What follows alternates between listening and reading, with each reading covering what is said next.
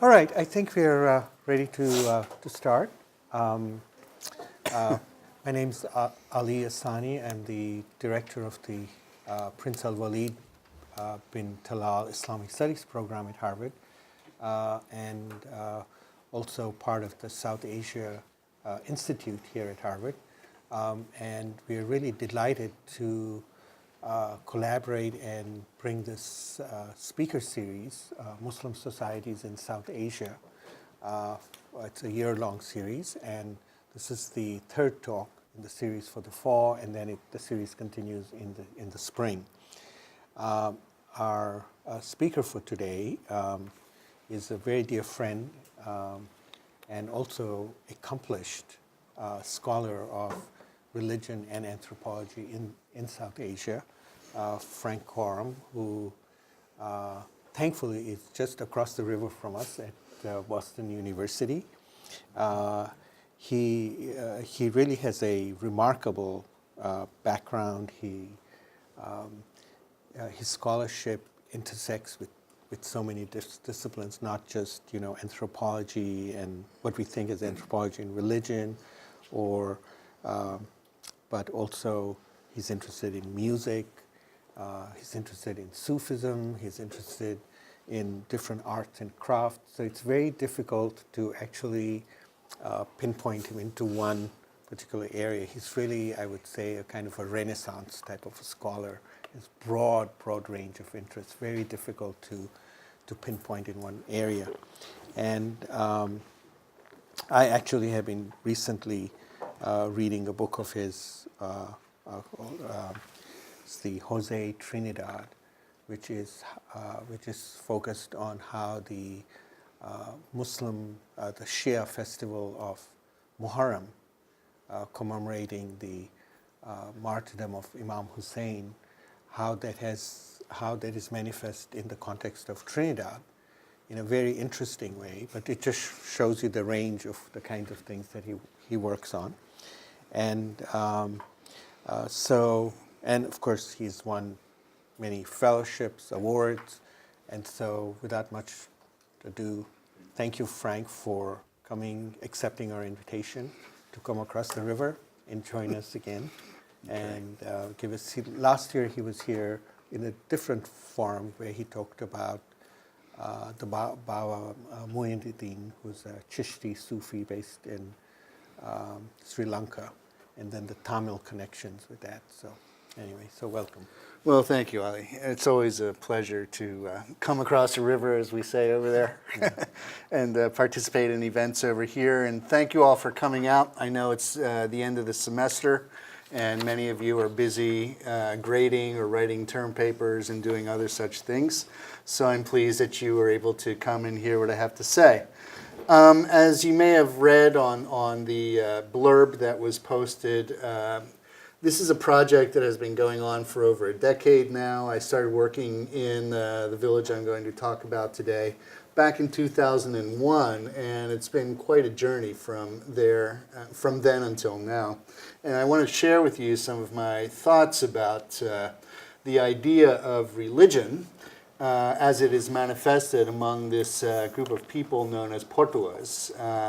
And that's why I call it a dilemma, or I've changed it to the plural, dilemmas for this talk, since there are a number of avenues which one might pursue in terms of talking about why the Patuas, this Bengali artisan caste of scroll painters, are in the position they find themselves in.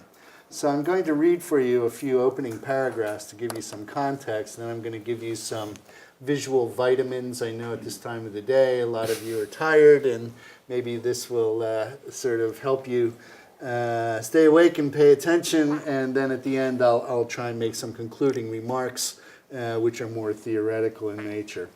So the opening slogan in my title, Na Hindu Na Musalman, which means more or less neither Hindu nor Muslim, is one familiar to those interested in North Indian devotional movements and the Sant poetry that emerged from them, especially out of the so-called Nirgun Panthis, or the no-form paths of devotion, or bhakti. In the case of these poets, the monistic doctrine of oneness that defies sectarianism and communalism is an aesthetically developed system of theology that took form out of discourses and cultural interactions between Muslims, Hindus, and others. And the others, of course, are numerous: Sikhs, Jains, Buddhists, so on and so forth. The whole history of religion in South Asia, if you want to think about it in that way. So it came out of these discourses and cultural interactions between the various religious groups in the Indian subcontinent during the medieval period. However, there were also other communities in India that took a less theological and more pragmatic approach to the issue of religious identity.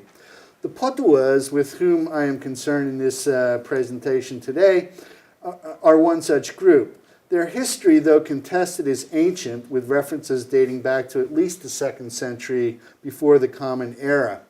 But I don't want to go into the philological arguments about such ancient sources, but rather I want to focus on what is known somewhat more concretely, which places us in the district of Medinipur, West Bengal, during the waning years of the Hindu rule of the Shain dynasty and the ascendancy of the Bengal Sultanate around 1300 to 1500.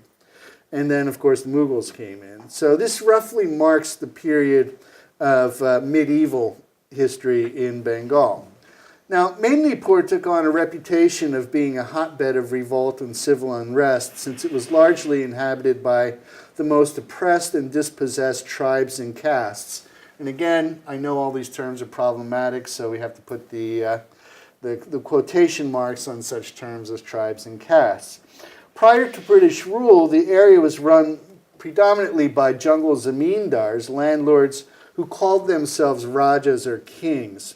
The British would later refer to their estates as jungle mahals. And these jungle mahals were home to a number of nomadic tribes, including the Badias, a subcaste of the Patua, who I wish to discuss today.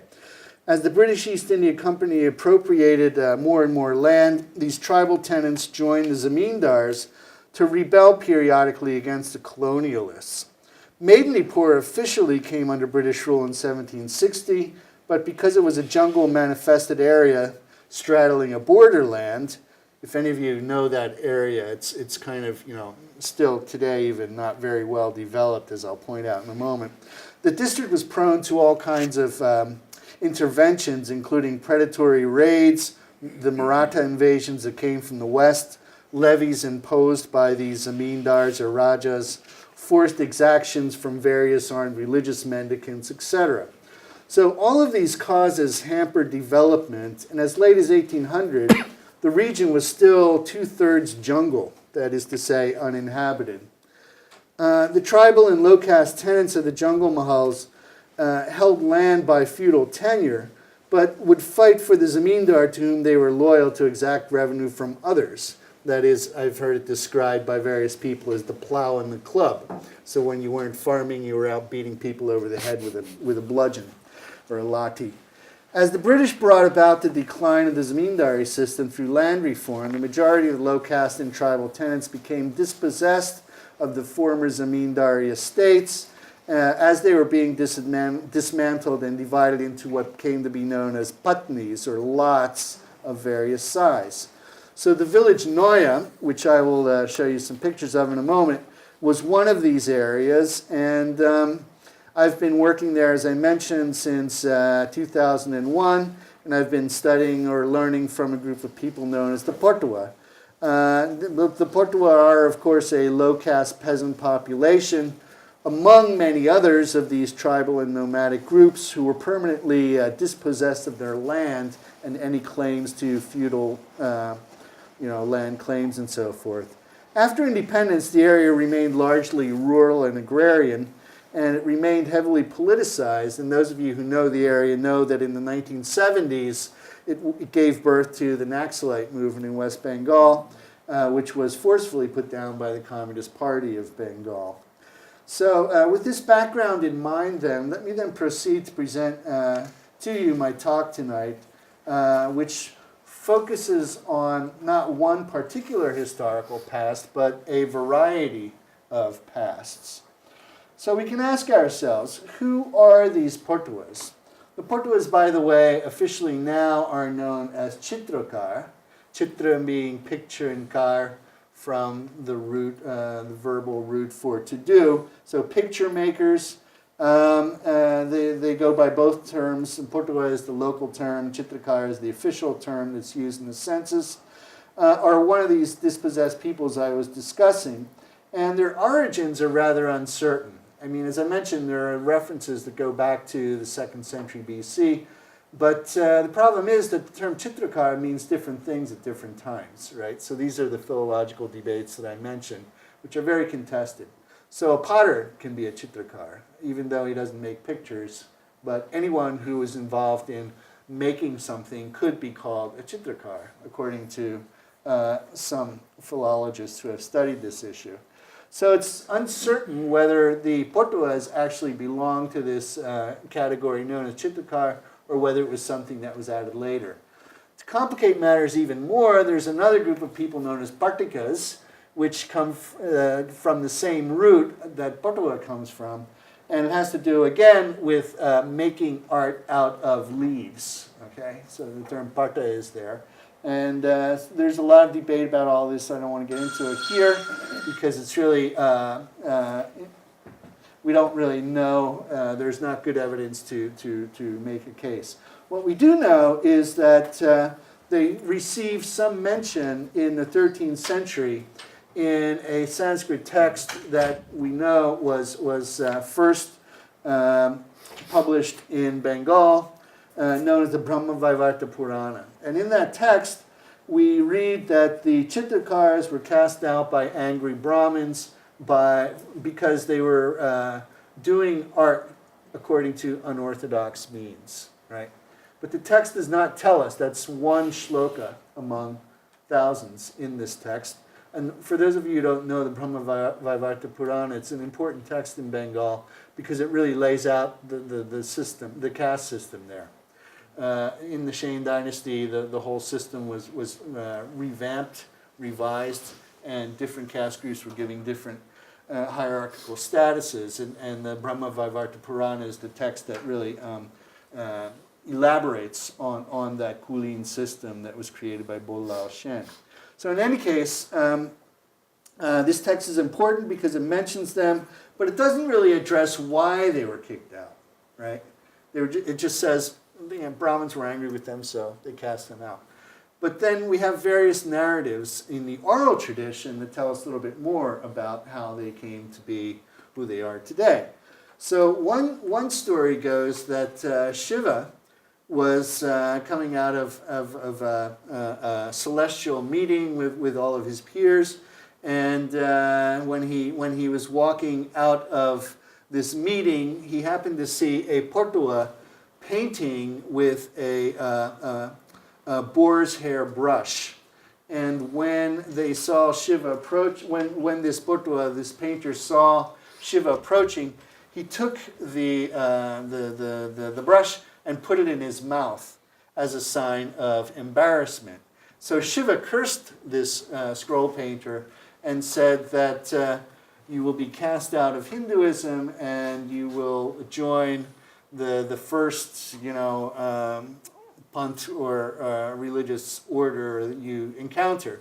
So it just so happens, according to the tradition, that the first tradition this fellow encountered was a Muslim imam. So they became Muslims according to this curse that was levied by Shiva. There are other stories as well, but the Patua have their own version of it, which I recount in my earlier work, 2006 book called Village of Painters. And in there, they talk about a monster, Rakosh here, a demon of sorts, who was terrorizing the local community where the erstwhile Patuas lived. And at night, the demon would come out of his cave and would attack the local villages and eat up the infants of those villages. So here you see the demon or the monster gobbling up this little child while the mother is weeping in the background there. So one day the men of the village got together and they decided to come up with a scheme to trick the monster And one of the knowledgeable ones, as he's called in the text, says, why don't we create a mirror? We have this mirror down here. And we'll put it up in front of the cave. And when the monster wakes up in the morning, he'll see his own reflection in the mirror and he won't know what's going on. So the monster was not very smart. So, of course, he gets up in the morning, he's a little groggy. He walks out and he sees his reflection in the mirror. And he goes, according to the song, what? There's so many of me. There are thousands of me out there.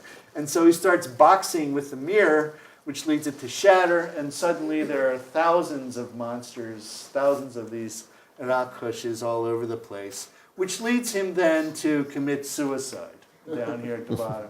He says, oh my gosh, I'll never be able to defeat this army of demons, so I might as well take my own life.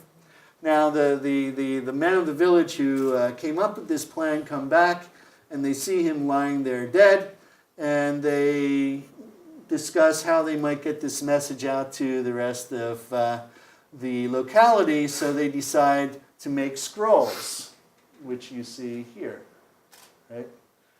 And then they say, let's go from village to village and tell the people about the death of the monster and the liberation of the people. And so that's how they claim the Patuas came about, right? They don't give a date, long, long time ago. Of course, everything happens in the hoary past, once upon a time. You remember your Grimm Brothers stories and so forth. So they go about telling this story, and gradually people get bored, as Guru Padachitrakar, who first told me this story and sang the song and authored the scroll I was showing you, told me. And Guru Pada said to me that after a while, people got bored of hearing the same story over and over again, so they decided to, expand their repertoire into a number of other areas, which is what they did. And so as a result, they started singing songs about the Ramayana, the Mahabharata, etc., etc.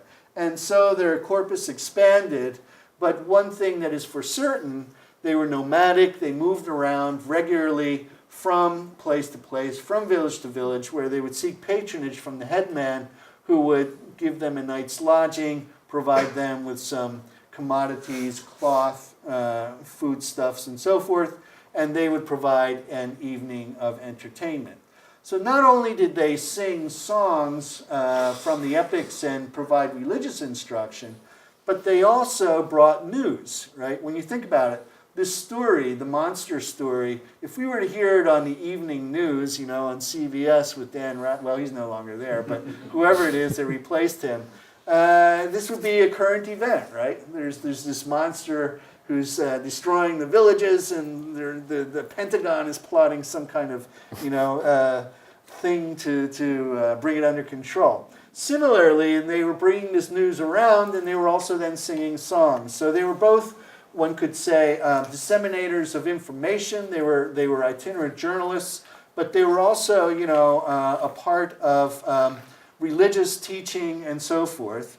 And this is, according to the tradition, prior to the advent of Islam. So naturally, these were Hindu stories that they were teaching and so forth, the Ramayana, Mahabharata, and all of those others. Now, we'll come back to that a little bit later, but let me just give you some background about the place. I already told you that the work I did was in a place called Noya, which is in Pingla Thana in Medinipur District, West Bengal, India. And for those of you who don't know the geography, I'll just show you. Here's, thanks to Google Earth, here's India. We'll focus in a little bit on West Bengal. Kolkata is there. And we're focusing on this area down here, place known as Pingla. They call them, Thana is translated as uncomfortably as police station, but this is the area I work in, and the village of Noya is right about halfway through Pingla there in the center if you're moving from Kharagpur to Moina. So it's about 10 kilometers from the nearest railhead, which is here, and the last 10 kilometers you go by bus or a jeep or bicycle or a walk or whatever your means of transportation is.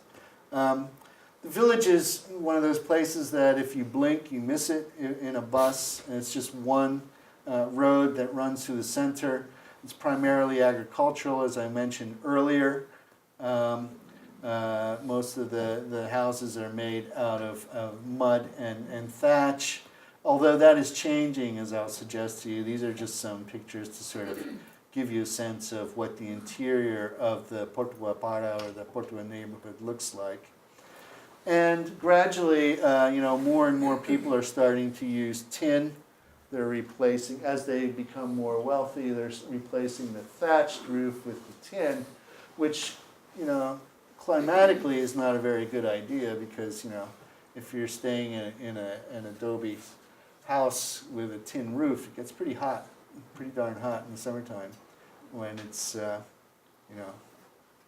when the humidity is great and there's no rain or anything blocking the sun. Now, most of these Patuas, as I mentioned, are landless. They were dispossessed during this earlier period as a result of the breakdown of the zamindari system.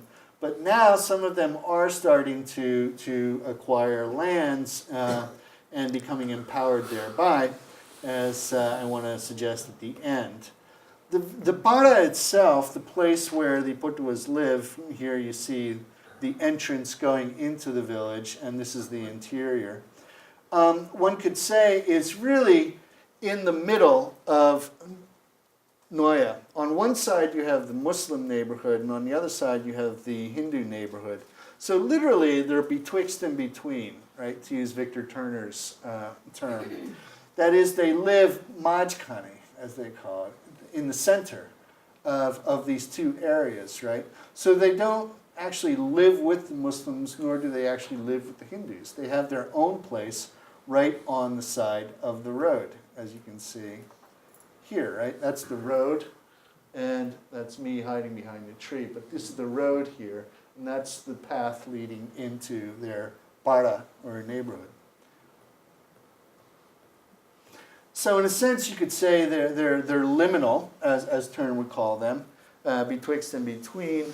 And some people would say that that's a bad thing, but I want to argue, as I mentioned in the abstract, that this is a good thing, actually, because it allows them to exploit or utilize the resources that both communities have to offer to them.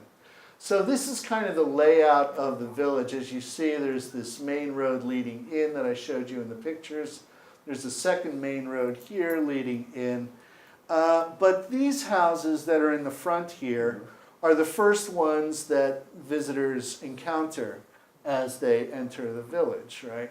So the people who live in this area end up selling more scrolls than the people who live back here, because they are able to, tap the resources, if you will, by being aware of who is coming and going. Okay, so let me just introduce you to a couple of the people who have been useful and influential in my research. But first, I just wanted to point out, here's a complicated genealogical chart. The Patuas are an endogamous group, but that's starting to change. Some of the families are marrying their daughters out to more Orthodox Muslim families, and that's caused some problems. But by and large, they marry within their own community, which means that everyone in Patua is pretty much related. So you can imagine the kinds of problems that raises when you're doing field work, and someone says, my cousin or my uncle or my aunt, but everyone's their cousin, uncle, and aunt. So then you have to try and kind of figure out who's who and what's what, and that took a lot of patience and time to accomplish. But Dukushem here is the senior singer and scroll painter in the village, and you can see behind him there a shrine of a female Muslim saint. So one of the things they do is they practice saint veneration. So some people have often referred to them as Sufis, but Dukushem has always said, well, we're like Sufis, but not quite. So, that's a common thing you hear in Bengal, because you have this Baul tradition, and the Bauls are they say the same thing, na Hindu, na Musalman.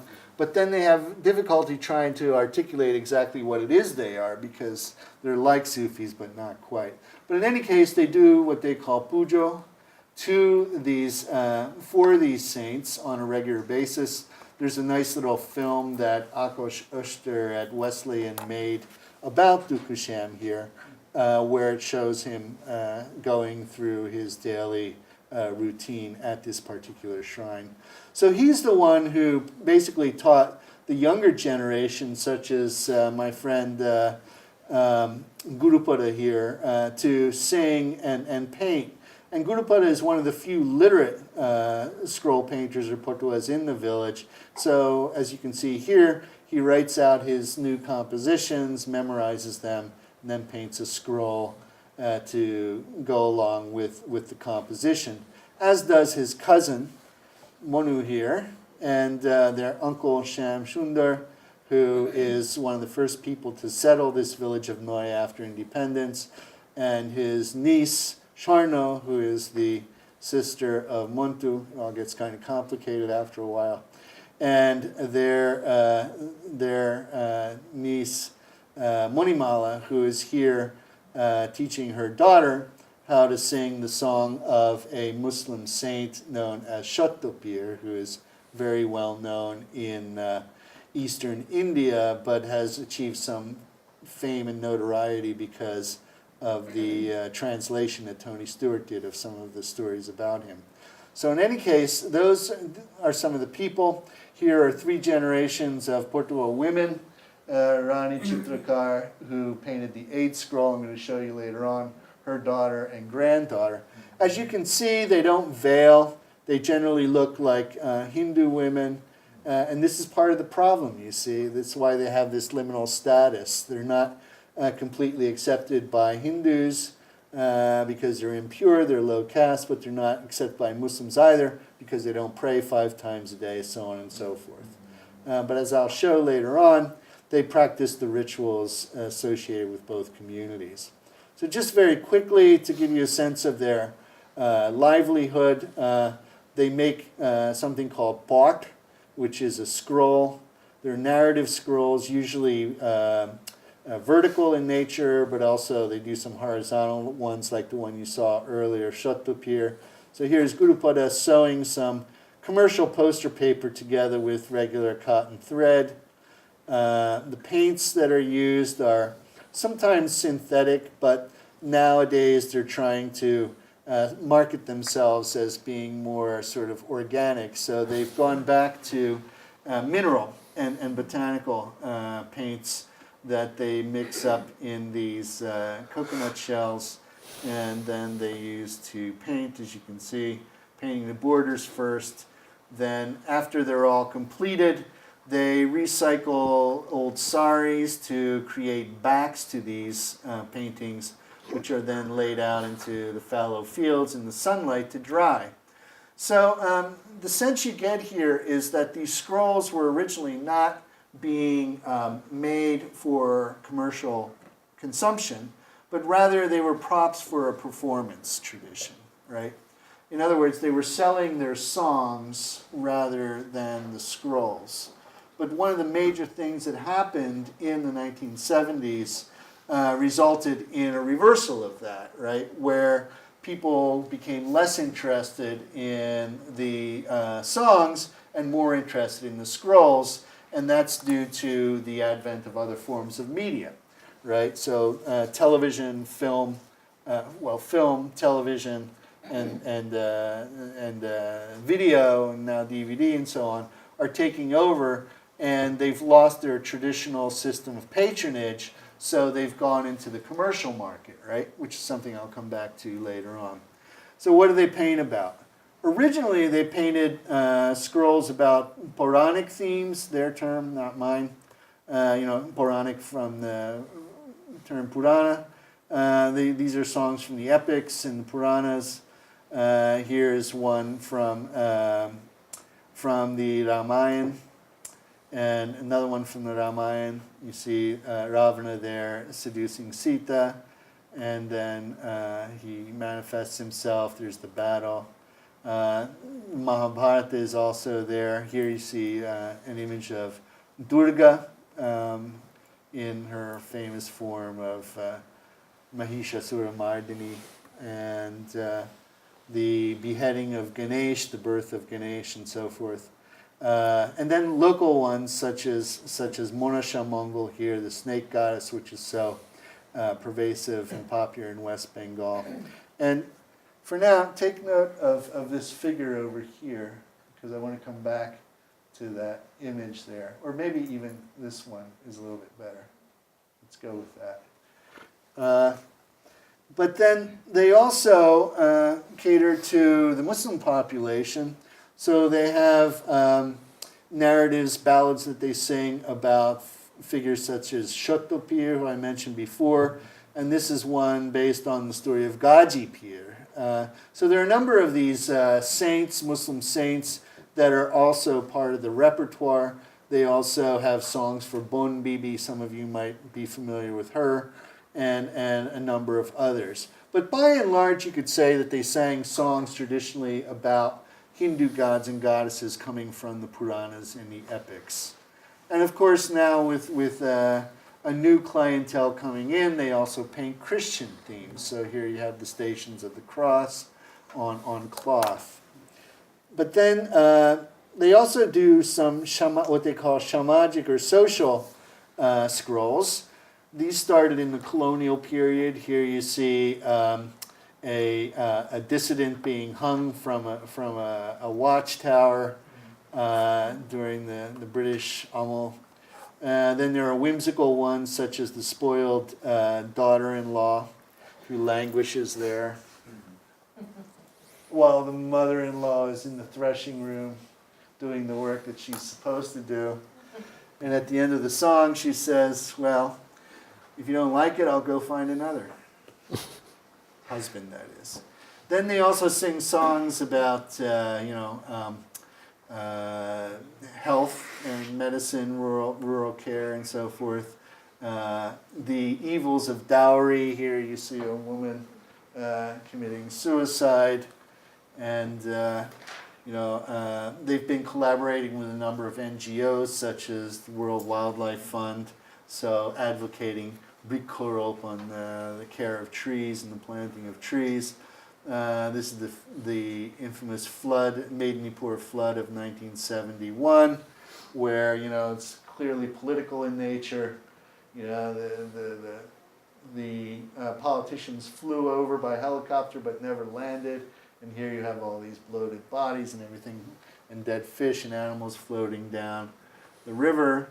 Then you have themes such as the funeral of Mother Teresa, with all of the Bhadralok, or the gentlemen of Calcutta there watching foreigners as well as Indians.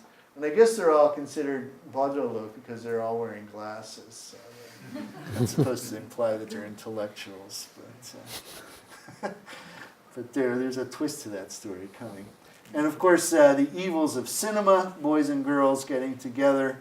And so this is where Bollywood starts coming in, boys and girls getting together and doing things that they ought not to do in the dark hallways of the cinema. And then most recently you have, as I mentioned, a number of these NGOs encroaching and coming in and using the Patuas to try and deliver messages, disseminate messages of hygiene and healthcare to the rural masses. In this case it was AIDS. The earliest AIDS scroll I found was this one by Rani Chitrakar, who I showed you a picture of earlier, the grandmother in a picture with her daughter and granddaughter that I showed earlier. And this then gave way to an entire exhibit at the Fowler Museum, by the way, out at UCLA, done by David Geer, Richard Geer's brother, who's an AIDS activist.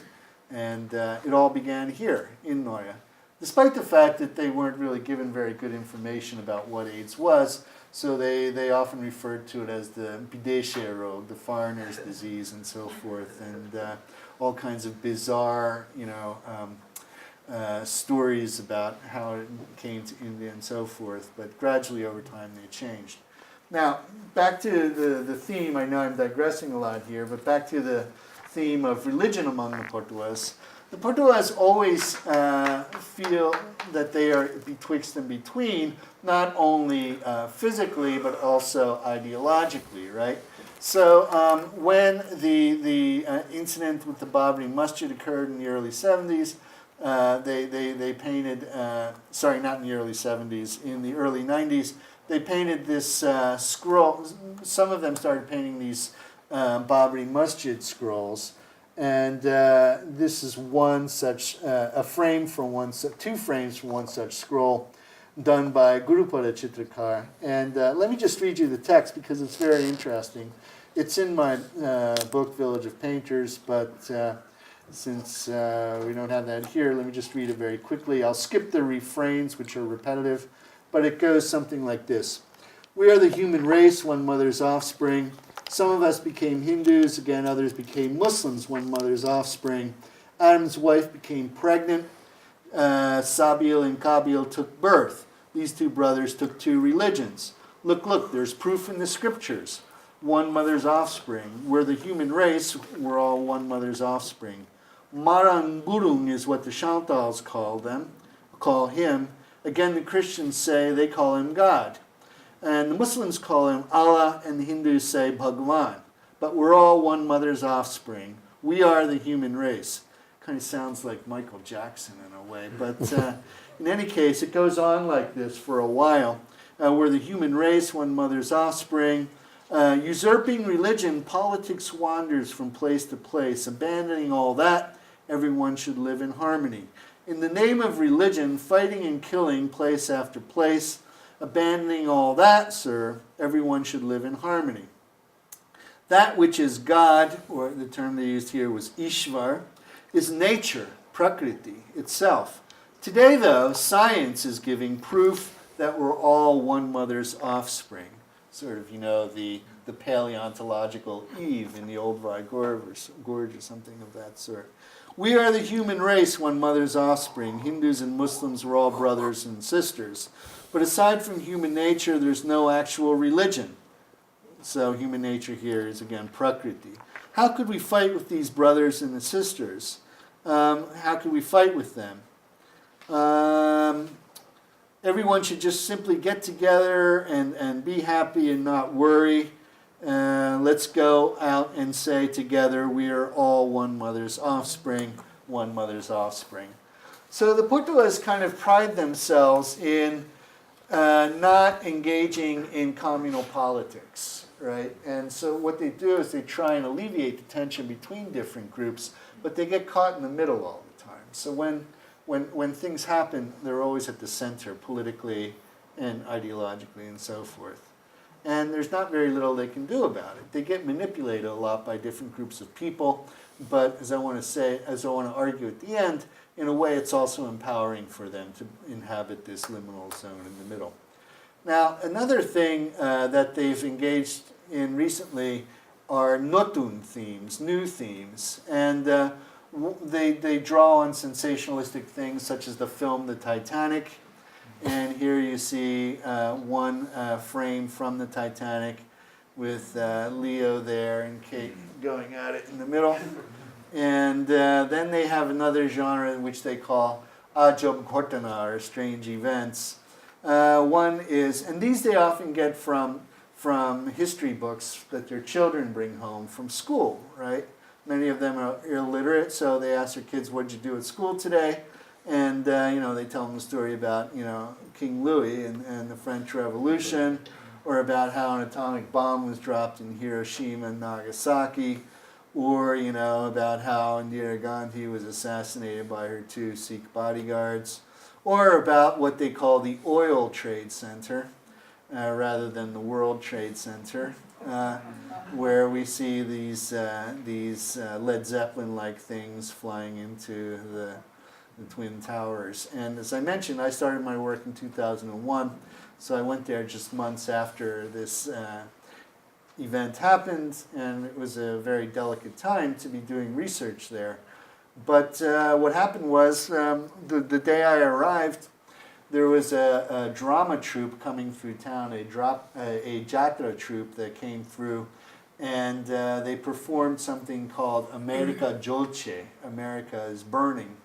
And it was a play, a magnificent play done on 3 stages, very sensationalistic, about this event.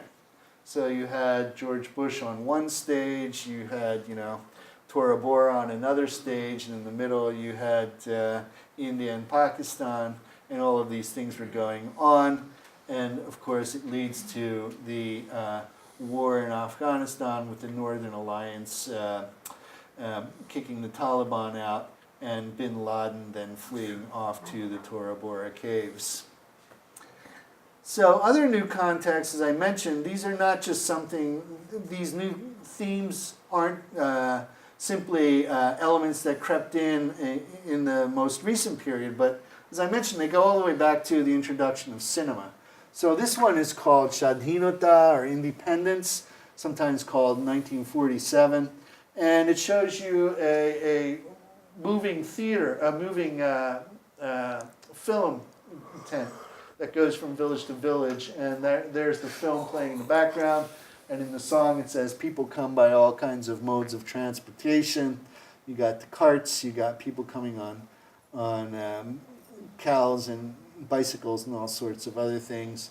And gradually they're moving now into sort of the commercial realm, as I said, as more and more commodification takes place, which means they're trying to replicate the old Kalighat style of painting that you still find in Calcutta today. And here is one such shop run by Gopal Pal Chitrakar, who is a Shilpi, and he has his address there. This is in the Kalighat area in the Patua Para. And by the way, the people who take this surname Pal are Hindu Patuas. They're the ones who converted back to Hinduism as a result of missionization by the Ramakrishna mission. So most of the ones who live around Kalighat in Calcutta are Pals, and they do not paint scrolls, but rather they paint these images. By the way, I don't know who was responsible for the image that you put on the web, but it was right on, because the Chitrakars who work in Calcutta are primarily responsible for producing the images that you see at Durga Puja, Kali Puja, so on and so forth. And I just came back, and the season ended, and so these guys now are gearing up for the next series of pujas, where they make these protimas that are then destroyed at the end in the river. So there is this area of settled around Kalighat where you have all of these Hindu painters, but then occasionally the Patuas from the rural countryside come in as well, and I just had to throw this in just for the whimsical. It's a Disney scene here with Ramakrishna and Sharada Devi. And it says "Noshto Koribenna," which means "don't piss on this wall." But so the Patuas put their talents to many different uses, including painting houses here. So this is one of the most remarkable examples I found in 2009 2010 during Durga Puja. They actually made this building part of a puja pandal, right? So they painted the whole building, then they extended a tent out from it, and the Durga Pratima was in front of this. And then after the Visarjan, or the immersion of the deities, the family decided to just leave the house painted as it is until all of the colors wore away. This is so remarkable. I'd love to get these guys over to paint my place. I don't know how it would go over in Watertown, but we can always try. So in any case, they're moving in, as I said, into the commercial sector. So annually they go to fairs such as this one that takes place in Calcutta, the Handicrafts Mela in Calcutta, where they set up shop here, as you can see, and they just basically crank out these scrolls by the dozens, and there's not a whole lot of concern for the performative tradition that goes along with it. As you can see, the children, they drop out of school early, accompany their parents to these venues, and they set up shop. And here they were even taking over this guy's stall here, who says that he can stop your graying hair and your hair falling out. I tried, but it didn't work for me. But in any case, more of these kinds of commodifications where they're just reproducing these scrolls endlessly and mindlessly. And some people have argued that this has affected the quality, but on the other hand, it's had economic impact, right? It's drawn in what, well, I call it globalization. Well, it's not my term, it's a well-known term. But it's sort of the coming together of globalizing forces with the local. And the most recent development that we've seen in the Patua community has been the involvement of this group known as banglanatok.com. And you can go online to their website if you're interested and look them up. This is a Bengali entrepreneur who used to work in the Silicon Valley. Not much older than many of you, actually. And he gave up his lucrative career, went back home and decided he wanted to do something to give back to the community. Got this huge grant, a multi-million euro grant, to undertake this project, Ethno Magic Going Global. And so the Patuas were one group that was targeted, and they built this community center here. As you can see, the community center is made all of Paca brick. You know, it's a landmark now, and it's a place where they're supposed to all go and sell their scrolls in kind of the manner of equality, you know, so that people can choose from one or the other and get away from the model of the people at the front of the village getting all the business while the ones at the back of the village not getting any. So this has kind of led to, you know, what I would call a Disneyfication of the village, where now they're painting their houses, the houses are becoming scrolls, and so forth, all to cater to the whims of the Bangla Natak group and the annual Mela that they have there every November. And this was in 2010 as well, the first year of the Mela, where you had thousands of people coming in mostly from Calcutta, to this place in Noya, which is not very accessible, but they had rented buses running back and forth from Calcutta to the village. And not only did they have people selling their scrolls, but they had musical performances by Bowls and other such groups. And then you had even one African-American blues musician who was there, who collaborated with one of the scroll painters there, Monu, to come up with a Martin Luther King scroll. So here you can see the KKK and all of that. And then most recently, the events at Shingur, where there was a peasant revolt against the CPM's attempt to build a car factory, a Tata car factory there at this site. This, by the way, I chose as the picture from my newest book, Anthropology of Performance, which is out there if you're interested. It just came out this year. But it's of this incident, Shingur, which took place over about a 7-year period. And Bobby was just a little boy when it first started. And I asked him back then, why don't you do one on Shingur? And he said to me very poignantly, you can't write a story without an ending. So he waited 7 years until the Shingur thing was finally resolved before he finally painted this scroll. Now he's a father with his own children and so forth, and he's entering into the trade.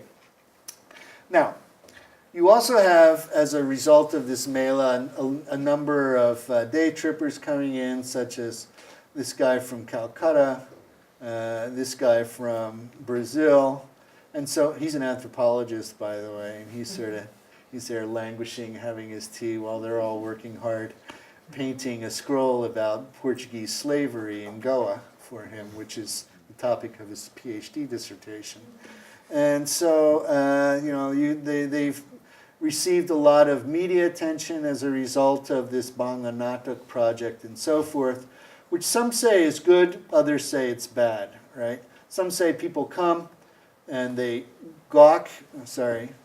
and take pictures and expect us to sing for them, but they don't buy any paintings. So now, this year, they started a new system where you have to pay 500 rupee entrance fee. Now, that doesn't sound like a lot, but, it's about 60 to $1, so, it's less than going to see a Rolling Stones concert, I suppose. But it's still a lot of money for people who, make probably that much in a week or so. So in any case, you do have a lot of foreign journalists coming in, filmmakers. And in fact, 5 international films have been made about Noya in the last decade or so. And I recently reviewed them in the journal American Anthropologists. One I mentioned by this guy, Akash Oster. One of the things that's happened as a result of this commodification is that people are becoming less interested in traditional scrolls, so they're looking for alternative media. And there are various governmental organizations who run workshops in Calcutta and in the environs to teach them how to paint on other media, such as pots, tables, t-shirts. Here you see a 9/11 t-shirt, not in very good taste, but nonetheless it gives you an idea of the range of things that are being done. Now, the positive side of it is that many of them, and we have a curator amongst us here who knows that museums often intervene in these kinds of issues, and it often leads to, fame for some people. And in this case, Gurupada and Sharno Chitrakar, who are cousins again in the quotation mark sense, accompanied me to New Mexico, to Santa Fe, where I curated an exhibit in 2006. And here they are performing in the gallery of the Museum of International Folk Art in Santa Fe. Here you see them against a big backdrop of their village, performing for the audience and so forth. And here we are in lovely Abiquiu in northern New Mexico, where I took them to the Darul Islam Mosque, founded by Sufi Sam, up in Abiquiu. But they were very nervous because they didn't know how to pray. So they didn't want to go inside the mosque. But in any case, I want to come back to that point at the end. And some of them, such as Sharno, who you see here, sitting on the rock, and here singing in the gallery, have achieved some amount of fame. And here's a piece that she did for an auction at Sotheby's, which was sold for raising funds. Somebody talked about K MoMA earlier here. This was an auction that Sotheby's had organized to raise money for the founding of the Calcutta Museum of Modern Art, where her painting of Matangani Hajra sold for a relatively considerable amount of money. So where does this all lead us to then? I would argue that what we're dealing with here is a case of, I hate to use the term alternative modernity. It's kind of run its course in academic discourse, but nonetheless, it's certainly alternative of something, but I'm not exactly sure what it's alternative of. Here we see a traditional scroll of Monisha, the snake goddess, as I showed you earlier, with this kind of typical iconographic figure here, the long locks with the mustache and the hands in the folded position. Here we see King Louis looking very much like this figure back here. Different time, different place, but same iconographic features. And here we see yours truly, that is me, lecturing at my podium at Boston University, looking very much like King Louis and this worshiper of Monisha over here, But actually, this is more what I should look like here, I suppose, with the glasses. And this is, an obscure British figure who is credited with founding Calcutta, but it's not me. That's me, according to them. But then I also got portrayed by a different Patua in the village as sporting this mohawk haircut here and riding into the village on an elephant to interview my good friend Guru Pada, and then flying home on my private jet, looking a little confused there at Dum Dum, trying to figure out which one was mine. Okay, so where does this all lead us? I want to provide you this final image while I read a concluding paragraph, and then we can open it up for some discussion. In this presentation, I've referred to a number of opposites, such as old and new, tradition and modernity, and religion and culture. However, I wish to suggest in closing that we need to get beyond such binaries, for in the case of the Patuas at least, it's not exactly clear what it means to be either a Hindu or a Muslim, or to practice Hindu culture or Muslim culture. That is to say, the Patuas, although nominally Muslim, do not pray 5 times a day, but their boys get circumcised at the age of 5 or 6. At the same time, they practice Durga Puja and other Hindu pujas as well. They go through talak if they divorce in the Muslim manner, so on and so forth. So they practice customs of both religious traditions. So instead of seeing these as clashes, as some public intellectuals have termed it, I think it might be better of seeing it in somewhat like a traffic jam in modern-day Calcutta, which you see here, where, as depicted in the image on display in front of you, things move with, against, around, and through the flow, creating somewhat of a chaotic scenario, but ultimately leads to everyone arriving at their destination. The image you're observing comes from a scroll painting or pot titled Ajab Kolkata, Strange Calcutta, and it's painted by Dukusham Chitrakar, the guru of the Patuas, who taught the majority of the younger Patuas how to paint and sing, including the women of the village who now practice this craft as much as the men do. According to him, his first visit to the city was disorienting, but with time, he learned how to navigate the chaotic traffic on the streets. Similarly, he speaks learnedly of how Patuas must navigate the traffic between Hinduism and Islam by adopting the Majkhani strategy, which is to say, adhering to the doctrine of neither Hindu nor Muslim, which allows this embattled but strong group to live somewhat harmoniously and profitably betwixt and between the two religious communities that will not fully accept them as their own. Thank you.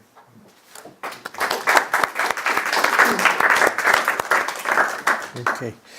Thank you very much for that, Frank. I'm going to start just with asking you a question that I had. Sure. In certain parts of Bengal, Asim Roy and Yes. Richard Eaton and people have talked Distinct about how that you have the development of kind of an Islamic mythology, where you get the different Hindu deities and so on, juxtapositioned with, or sometimes seen as in a sort of a smooth flow, so that you have Abraham and Joseph and people next to Krishna and Rama. They're seen as this kind of continuation, and you find people at least in the mythology, having this very rich mixture of things, and really seeing it as a continuum, with Muhammad at the end of it. Yeah. So, with the images that you showed, because you said that they're nominally Muslim, but in terms of their art, while they're doing lots of everyday events, things, but in terms of the Puranic stuff that they're drawing from the Puranas, they don't seem to be having anything that actually resonates with the Islamic tradition in terms of heroes or figures, or even like the story of the Prophet's ascension to heaven or something like that. So is it just that they don't know about these things? Or if they know about it, it's not seen as acceptable to paint this, or what? Yeah, that's a good observation. They actually do. I showed a couple of images of Shoto Pir and Gaji Pir. So those are Islamic in orientation. And they do have a genre of hero narratives, mostly about these pirs or saints, and Bon Bibi as well.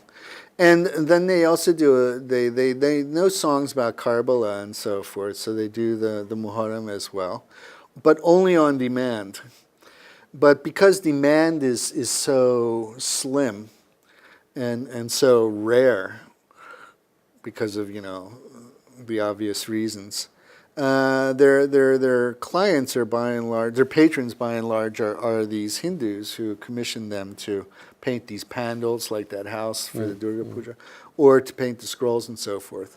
Now what's happening, and I didn't really mention it, but it should be obvious from what I said, because of the globalization, basically people in Calcutta don't buy these things because they're too unwieldy to hang on walls and so forth. So they might buy the pot, the decorated pot, or the table with the zodiac signs on it that I showed.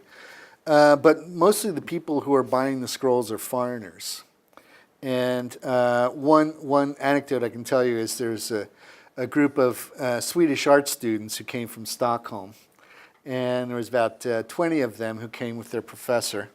And Monu and Sharna, the brother and sister team, asked me to come and translate for them. So we went to this big 5-star hotel where they had rented a big hall. And they put out all their stuff. And at the end of the day, once the demonstration was done, they opened it up for sale. And they sold something like 40 9/11 scrolls, and no traditional Puranic ones, that is to say the mythological ones. So the market really determines what it is they paint the most, right? So that's why they continue to compose on contemporary themes. Sharno, the one who I showed you who did the Matangani Haja one that sold at Sotheby's, her most recent work is on the rape in Delhi from last summer and the aftermath of that. So she's one of the ones who's achieving sort of superstardom because she has a fairly affluent patron, an art gallery, modern art gallery in Calcutta that deals her work exclusively in the West. But there are also now Zurich had a recent exhibit. There was the one in Santa Fe. And there are a number of others here and there, Australia, France, Britain. And so more and more of them are going abroad, which means they get more and more attention. And now more and more people, because of this annual Mela, go to the village. And so they're painting and collaborating with people to do all kinds of different things. And this is going to be a theme of a conference we're doing at Syracuse in February. But to get back to your question, they do have Muslim themes, but they're not as great in number as the Hindu ones or the secular Shamajic ones, the social ones. And I think part of that is because there's a lot of pressure from the local community to not paint in images. And I mentioned that they were endogamous, but that's starting to change. Many of them are marrying their daughters into more Orthodox Muslim families, which means they have to give up the profession. But I don't see the community shrinking in any way. As a matter of fact, the numbers suggest it's growing.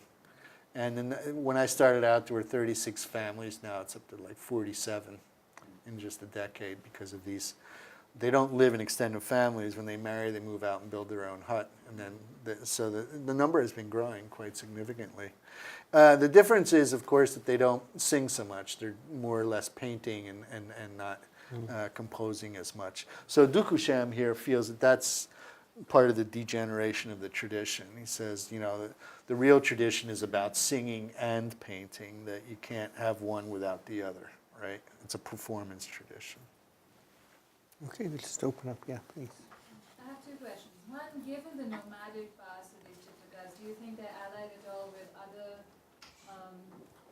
singing, painting groups, like, for example, the Bhopas in Rajasthan who have the Kabuji Pars and sing about them? And my second question is, given the presence of these communities and many other artisan communities like this that are still located in villages but have a largely global or local market, as you call it, does that it seems like a sort of strange economic setup to be part of, and does that also contribute to that marginalization within the village at all? Yeah, I mean, first question. There are, literally hundreds of these narrative traditions in India, and there's Jyotindra Jain has published one book, which each chapter is dedicated to particular traditions. So there's a chapter on the Bhopas in Rajasthan, as well as one on the Patuas and so forth. But I wouldn't say they're part of the same community, but they're cognate traditions, right? So they bear family resemblances in Wittgenstein's sense. I'll leave it at that. You have it in Tibet too, and Victor Mayer, a sinologist, wrote a book which came out in the mid-'80s called,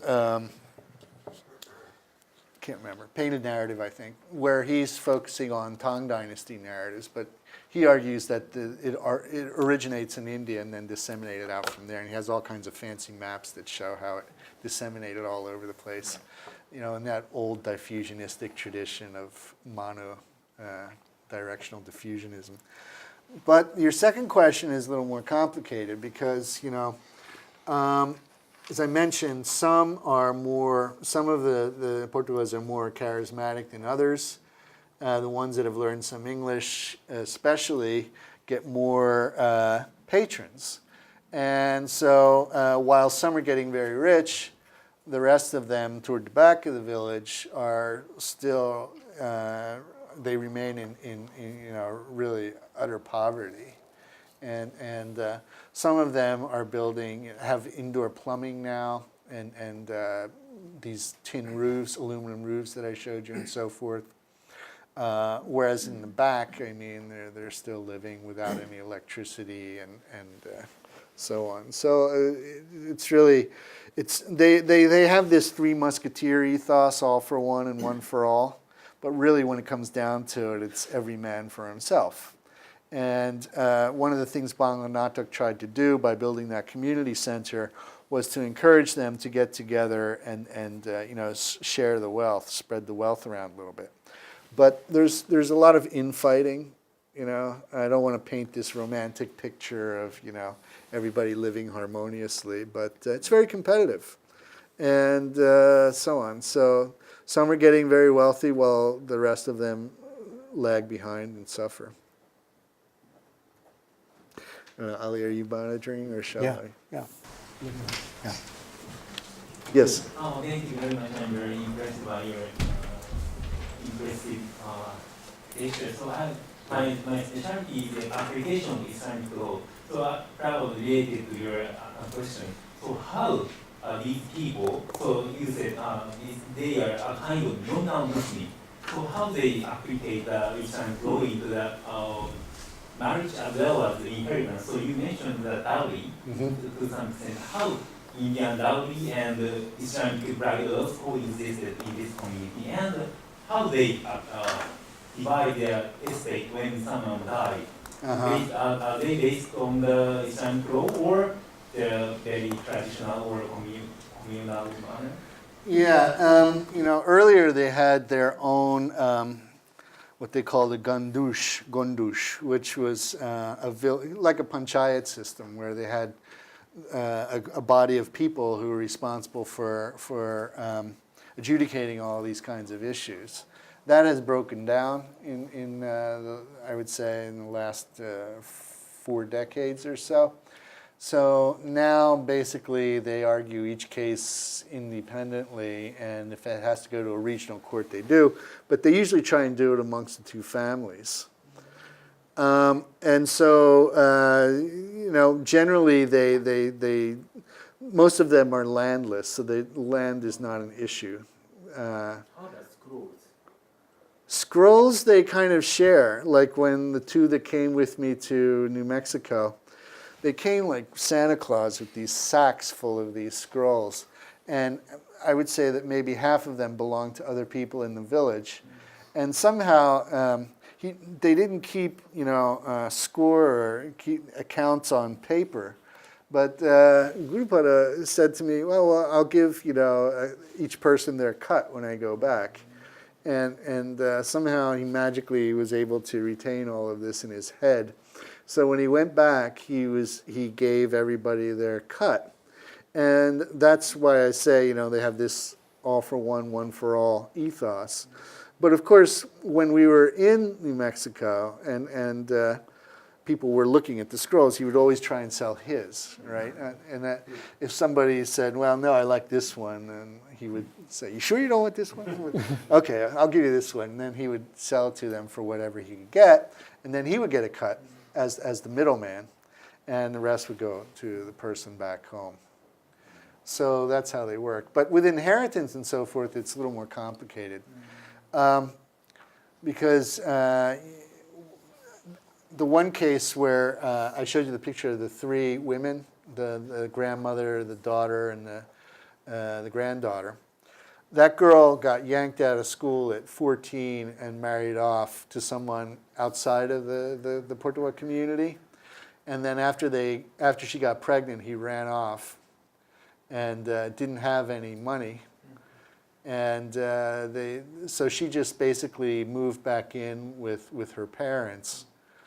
And they still feed the husband whenever he comes because officially they're not divorced. But the father said to me, I thought I was getting rid of one mouth to feed, and I ended up getting two more to feed. So they often don't take these things to court. They just kind of let them work themselves out, So they don't take it to the Sharia court, which they have in the mosque there. They do. In the mosque they have it, but they often try and resolve it among themselves. Yeah. Frank, you talked about caste and tribe as Yep. applied to the Patuas. Yeah. Can you talk about, you mentioned endogamy, but Yeah. what are the other characteristics that make the Patuas tribal-like? And what about the other people in this village? How do they all fit in? Okay. Yeah. So there's different theories about that. One anthropologist, old school anthropologist, Binoy Bhattacharya, wrote one of the first books about the Patuas called Cultural Oscillation, which came out around 1973 or so. And in there, he argued that they were probably from Western India originally, so that would put them in more proximity with the Popas. Although I would argue that they have really not much in common, except that they both have these narrative scrolls, traditions that they use. But he argues that they were a nomadic tribe, like these Badias that I mentioned earlier in pre-colonial times, that migrated into West Bengal and then eventually settled there and then became Islamicized and then became, part of the census when the British started acquiring data on this stuff. And then there's another group of people who argue that they were indigenous to Eastern India and that they're known as Yamapatikas, which are the ones that do those, the unique scrolls that are done for the Chantals, the death scrolls where they paint the eyes in so they're Jompart, it's called, for the king of death. And the Chantal believe that they have to paint these eyes in for the deceased to make it through the other world. And so it's a ritualistic form. So those people argue, mostly these are Bengali romantic nationalists like Guru Sharai Datta, and he argued that they were an indigenous tribal community in West Bengal that gradually became part of the Hindu caste system as they became, more Hinduized. So the other people in the village all view them as either being Shudras or Dalit, outside of the caste system. So I stayed with, most of the time when I was there on various trips, I stayed with the schoolmaster who is,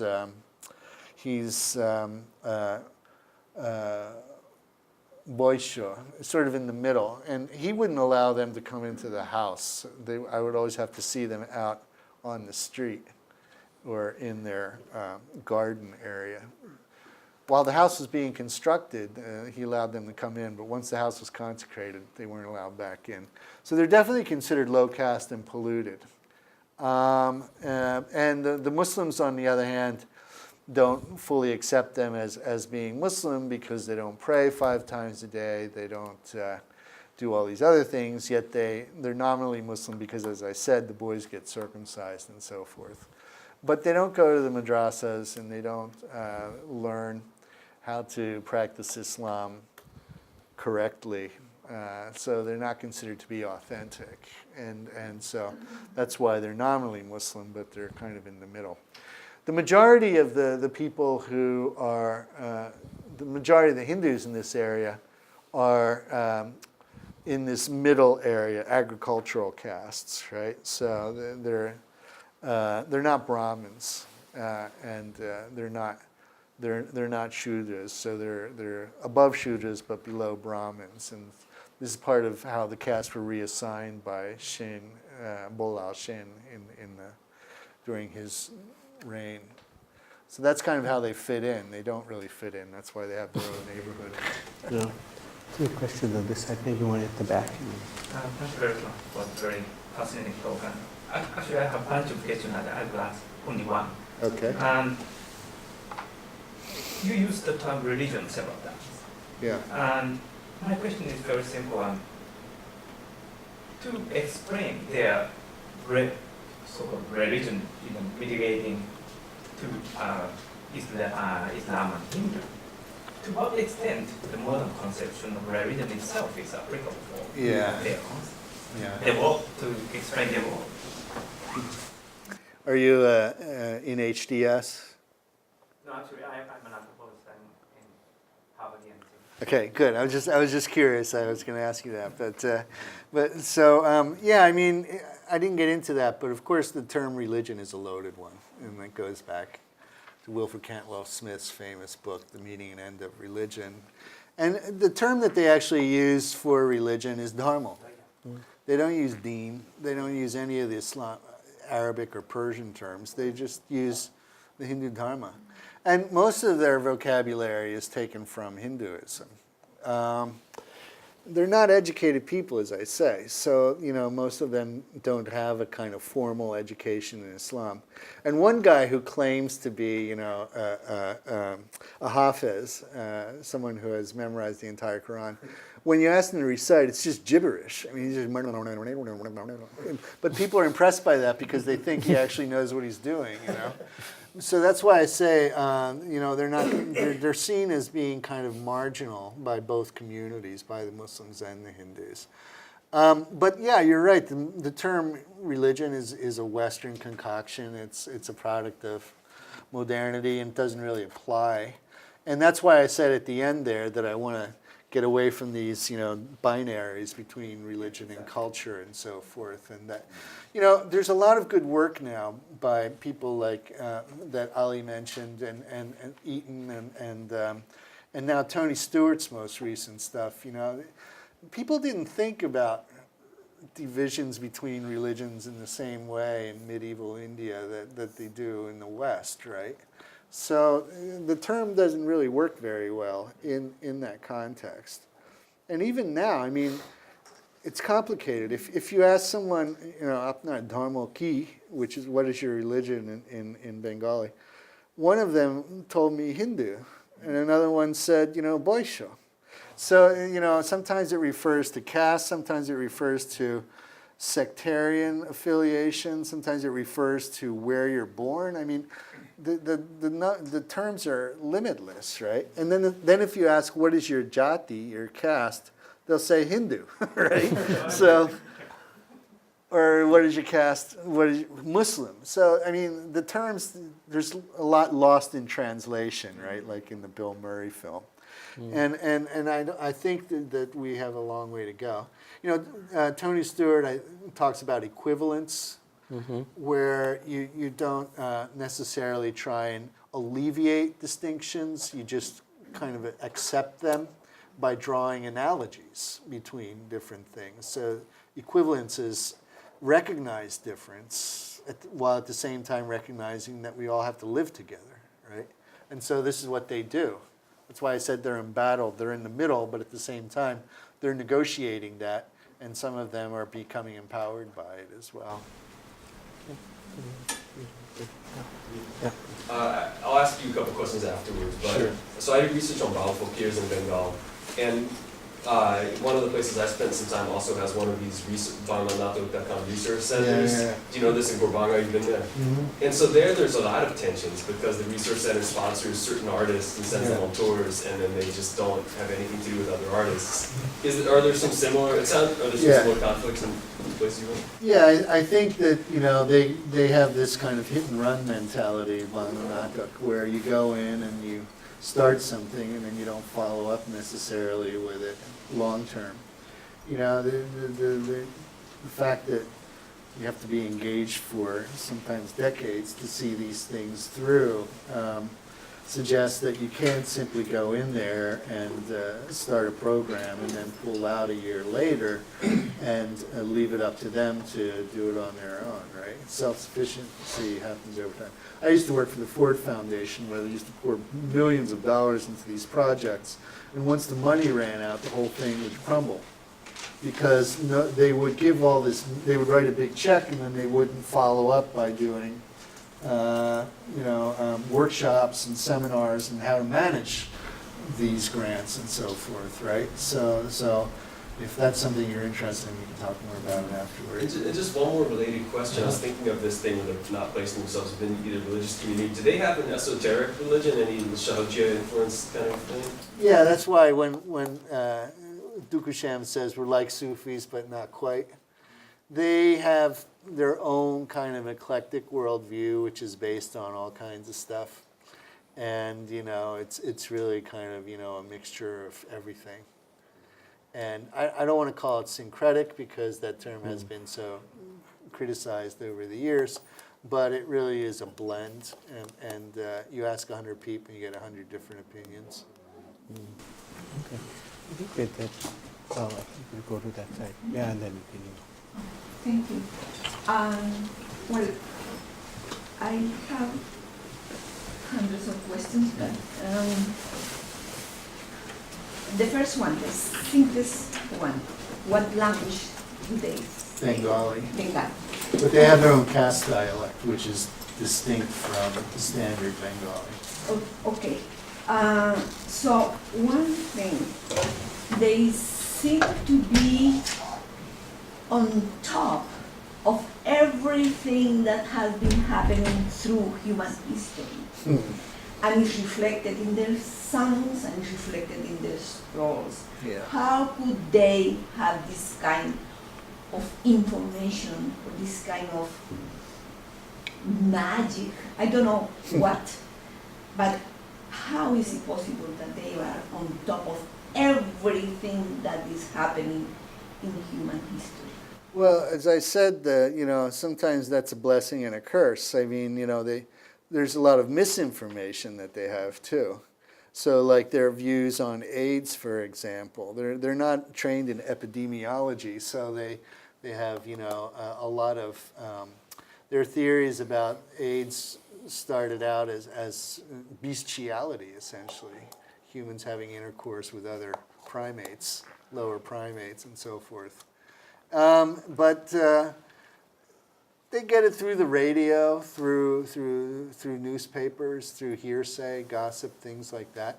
And as I mentioned, the 9/11 story was inspired by this Jatra group, this wandering dramatic troupe that tours during the dry season in the villages. Right? They every year they come up with a new theme and then they go around. And that year, 2001, it was America Jolce, America is burning. So they advertised it with big posters of Bin Laden and so forth. And then they went from village to village performing this. And I was with them when the play was performed. And the next day, you know, went all night. It was like a 9-hour-long epic. I was still asleep, and by the time I got up, I went down to one of my friend's houses, and he was already working on one. and like that. And then now the issue comes up of intellectual property, right? Who owns it? So if 3 people all do a 9/11 scroll, who owns it, right? Who's the author? So in the past, that wasn't an issue, but now it's becoming an issue. And a lot of them want to claim that, oh, I was the first one that did 9/11, or that person was the first one who did, AIDS and so forth. And so then they say, I'm the only one that can do it. And that's all because they're competing for scarce resources. But sometimes, like with the AIDS thing, they actually have to learn. So when David Gere went there, he's a professor at UCLA. It's Richard Gere's younger brother. And he's an AIDS activist, and he was appalled by how ill-informed they were. So he was there on a Fulbright, and he got the American Center in Calcutta to sponsor a workshop where they brought all these people in to re-educate them. And to teach, re-educate, yes, to tell them what AIDS really is all about. And then send them back out and to say, never mind what I told you before, here's the truth. And so they pride themselves on speaking the truth. That's one of the things they say about themselves.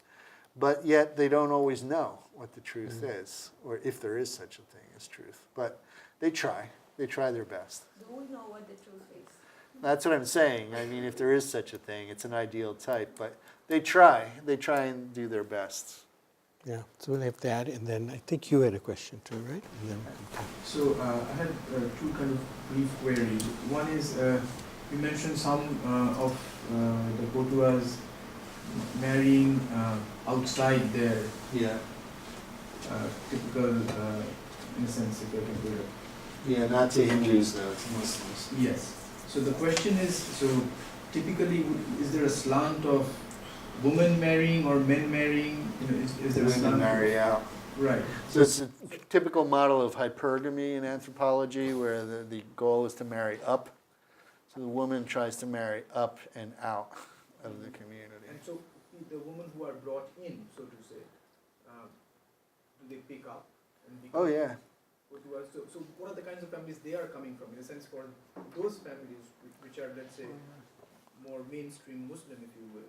Yeah, they're They all. are becoming less Muslim in some way. Yeah, well, the ones that are marrying in are all part of the same jat, but they're different gotras, right? So they'll bring them in maybe from other villages. And let me see if I can go back to.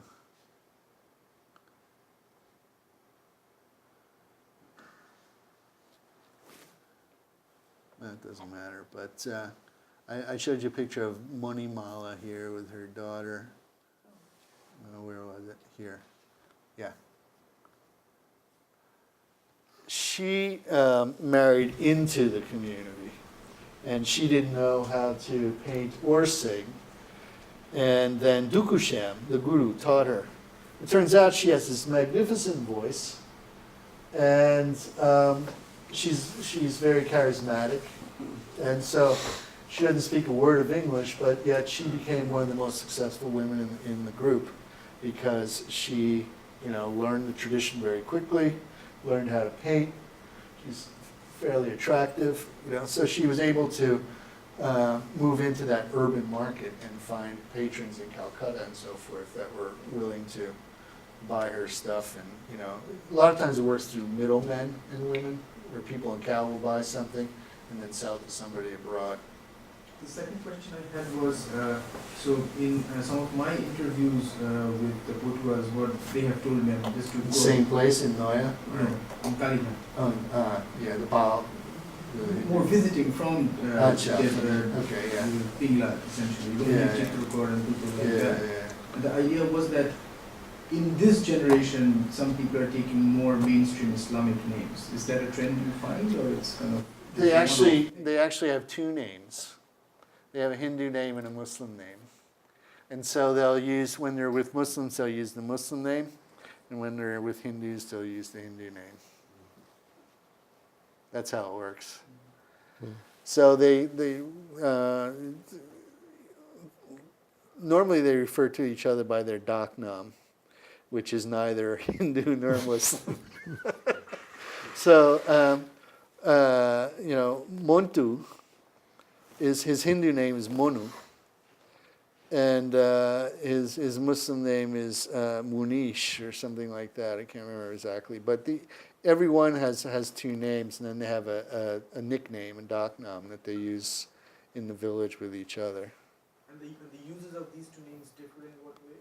Just Well, just so if you're with Muslims, then you'll use the Muslim name, and if you're with Hindus, they sound alike, though, right? So they're similar in sound, but one is clearly a Muslim name while the other one's a Hindu name.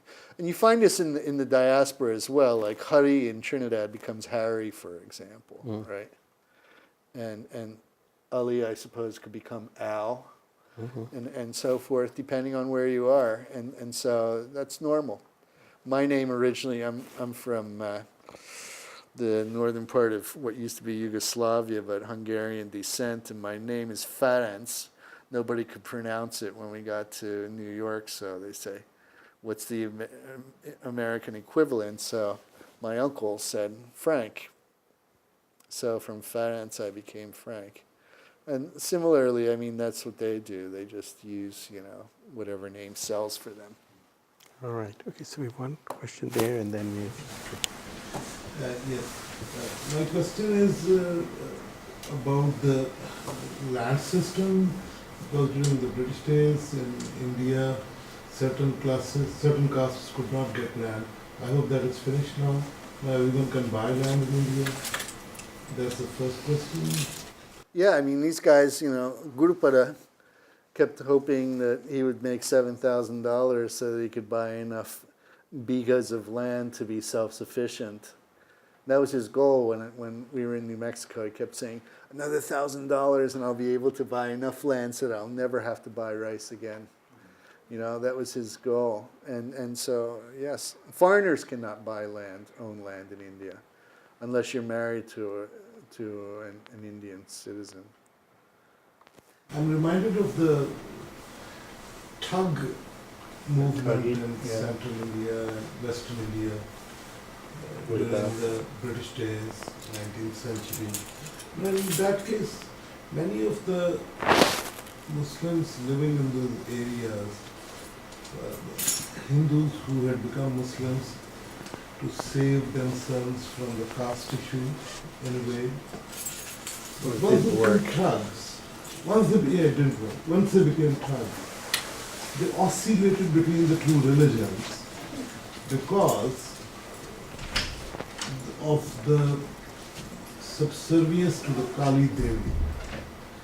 Now, once the British, through a very, very methodical effort, they managed to bring the Thug criminal movement in history to a virtual end.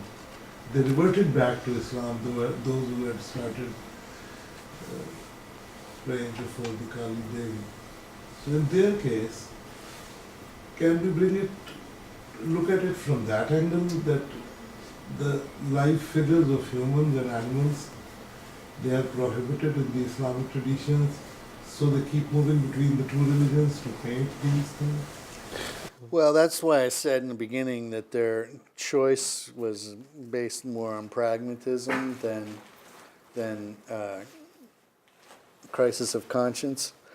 So they became Muslims when Muslims became rulers of Bengal, the Bengal Sultanate, after the decline of the Shena dynasty, right? And that corresponds with the production of this Brahma Vaivarta Purana, so 13th, beginning of the 14th century. But their clientele were by and large Hindus, right? So they couldn't completely give up that because that's how they made their money. Their caste occupation was based on painting these scrolls. And so some of them did convert back to Hinduism, as I said. The Ramakrishna Mission was very active during the independence movement to get many of them back on the census as being Hindu, because it was an important issue in terms of partition, right? Bengal and East Pakistan.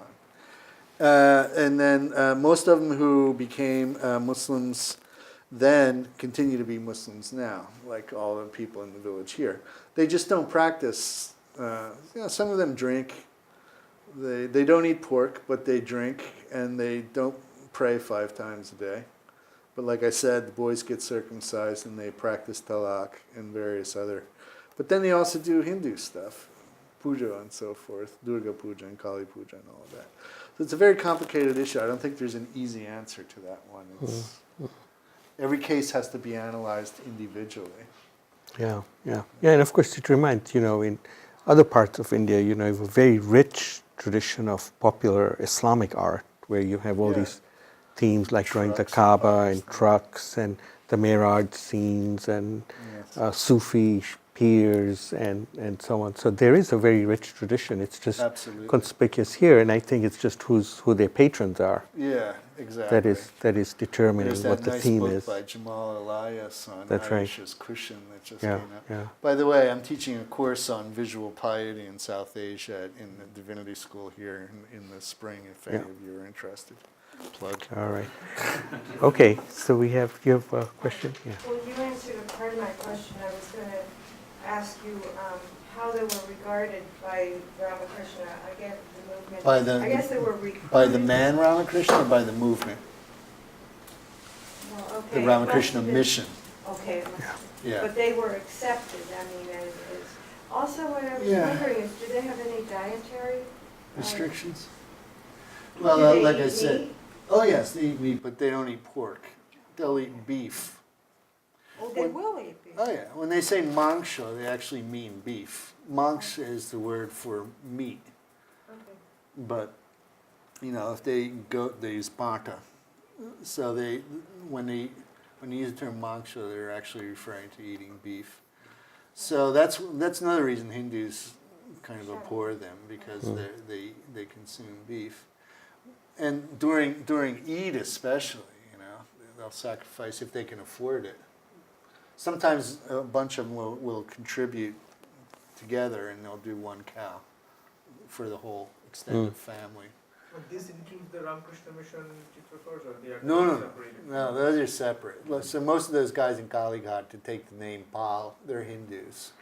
So they eat fish, but they don't, to my knowledge, eat any other meats, the ones in Kalighat. But the ones who converted back to Hinduism had to take up all the trappings again of the. And this wasn't just the Ramakrishna mission, the Arya Samaj was doing it. Everybody was trying to get Muslims to convert back.